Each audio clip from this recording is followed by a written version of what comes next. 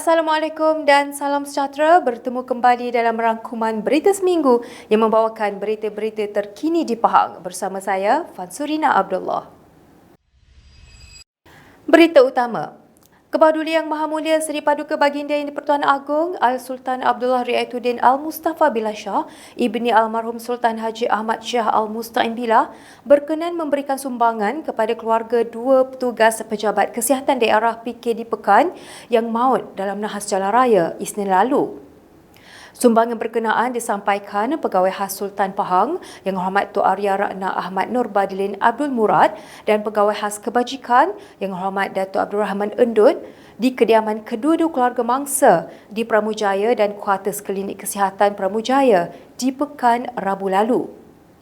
Dalam kejadian jam 10.20 pagi itu, pemandu Muhammad Zuhairi Abdullah 35 tahun dan jururawat Julaiha Kudus 39 tahun meninggal dunia di tempat kejadian selepas pacuan 4 roda jenis Toyota Hilux yang dinaiki dirempuh sebuah lori tangki di kilometer 32 Jalan Pekan Rompin dekat Tanjung Batu, Pekan. Sementara itu, suami kepada Allahyarham Julaiha, Asmawi Yusof, 46 tahun berkata, beliau cukup terharu di atas keprihatinan Seri Paduka Baginda terhadap nasib yang menimpa mereka sekeluarga. Katanya beliau kini masih dalam keadaan terkejut dan sedang menyesuaikan diri dengan keadaan tanpa isteri, malah 4 orang anaknya berusia antara 14 hingga 5 tahun mula merindui ibu mereka. Kebawah Duli Yang Maha Mulia Seri Paduka Baginda Yang di-Pertuan Agong Al-Sultan Abdullah Riayatuddin Al-Mustafa Billah Shah, ibni almarhum Sultan Haji Ahmad Shah Al-Musta'in Billah, berkenan memberikan sumbangan makanan KFC kepada petugas di Pusat Kuarantin dan Rawatan COVID-19 di Stadium Tertutup Kompleks Sukan Pahang Sukpa di Kuantan Sabtu lalu. Sumbangan berkenaan disampaikan Juru-Iring Kebawah Duli Yang Maha Mulia Yang di-Pertuan Agong Brigadier Jeneral Datuk Zahari Muhammad Arifin, Pegawai Khas Sultan Pahang Yang Hormat Tok Arya Ratna Ahmad Nur Badilin Abdul Murad dan Pegawai Khas Kebajikan Yang Hormat Datuk Abdul Rahman Endut. Sumbangan makanan itu diserahkan kepada ketua wakil setiap agensi yang terlibat iaitu membabitkan seramai 80 petugas yang terdiri daripada polis, tentera, Jabatan Kesihatan Negeri, Rela dan APM. Seramai 131 pesakit COVID-19 bukan warga negara dari kluster Genting ditempatkan di Sukpa sejak Jumaat lalu. Jumlah kutipan zakat harta di negeri ini sehingga 30 November lalu berjumlah 112.3 juta ringgit, iaitu peningkatan sebanyak 4.8% berbanding tempoh yang sama tahun lalu, iaitu berjumlah 107.1 juta ringgit. Kebawah Duli Yang Maha Mulia Pemangku Raja Pahang Tengku Mahkota Tengku Hassan Al-Ibrahim Alam Shah, ibni Al-Sultan Abdullah Riayatuddin Al-Mustafa Billah Shah bertitah, jumlah pembayar zakat juga meningkat daripada 83,723 individu pada tahun lalu kepada 85,326 individu pada tahun ini. Penyumbang terbesar bagi kutipan zakat adalah daripada potongan gaji iaitu sebanyak 54.1 juta ringgit dan bayaran daripada badan-badan korporat serta sektor perniagaan dengan sumbangan sebanyak 28.3 juta ringgit. Baginda selaku Yang di-Pertua Majlis Agama Islam dan Adat Resam Melayu Pahang Muib bertitah, dijangkakan kutipan zakat dapat dicapai sebanyak 150 juta ringgit berbanding kutipan 2019 sebanyak 143.4 juta ringgit. Muib melalui PKZ Pahang ingin mengingatkan semua umat Islam agar segera menunaikan ibadah zakat melalui pelbagai kaedah bayaran zakat yang disediakan atau mengunjungi mana-mana pejabat PKZ Pahang. Nak timun, sambal asing. Itu titah Kebawah Duli Yang Maha Mulia Pemangku Raja Pahang, Tengku Mahkota Tengku Hassan Al-Ibrahim Alam Shah, ibni Al-Sultan Abdullah Riayatuddin Al-Mustafa Billah Shah dalam satu video yang dikongsi baginda di dalam laman Instagram baru-baru ini. Dalam video berkenaan, baginda dilihat membantu menjual nasi lemak kepada seorang pelanggan di sebuah gerai di Bandar Kota Sas di Kuantan. Baginda juga berkenan untuk membungkus nasi lemak sebelum diberikan kepada seorang pelanggan yang menanti di gerai berkenaan. Kebanyakan warganet memuji kepribadian baginda yang sanggup turun padang dan berjiwa rakyat.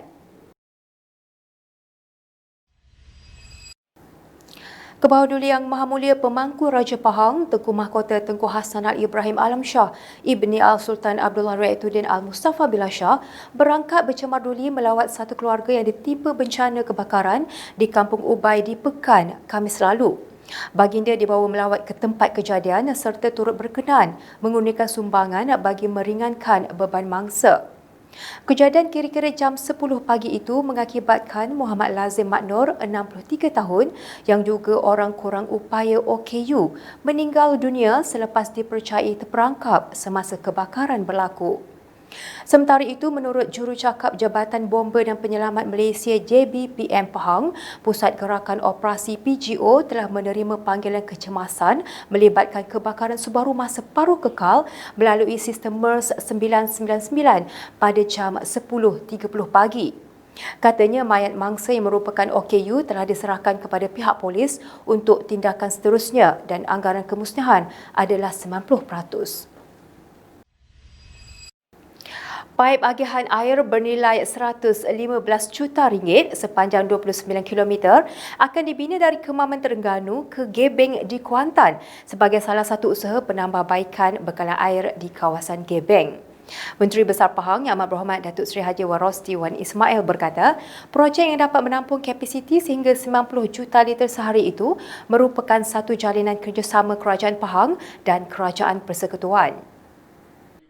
Saya ucapkan terima kasih kepada Kerajaan Persekutuan kerana telah memberi pinjaman 115 juta untuk menjayakan projek bekalan air daripada Kemaman ke Gebeng.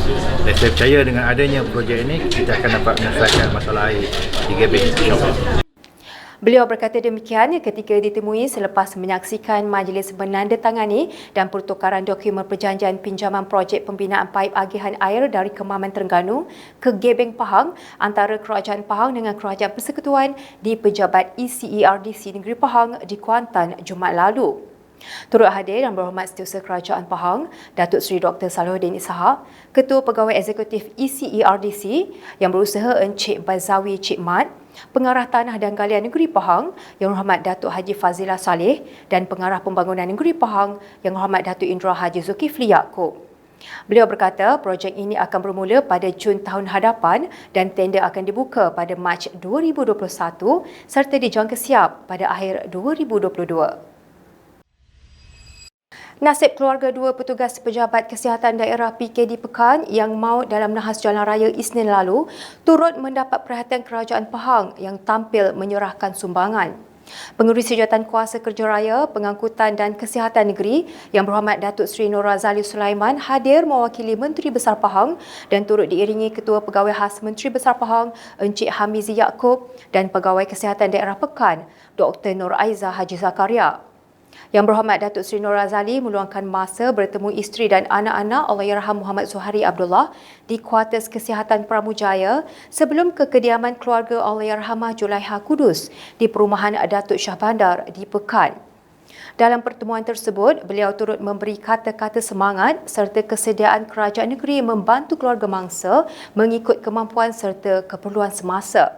Isteri Allahyarham Muhammad Zuhairi, Nurhayati Embong 35 tahun yang ditemui berkata, perhatian yang diberikan pihak kerajaan negeri amat dihargai dalam keadaan dia dan anak-anak masih tersentak dengan pemergian suami.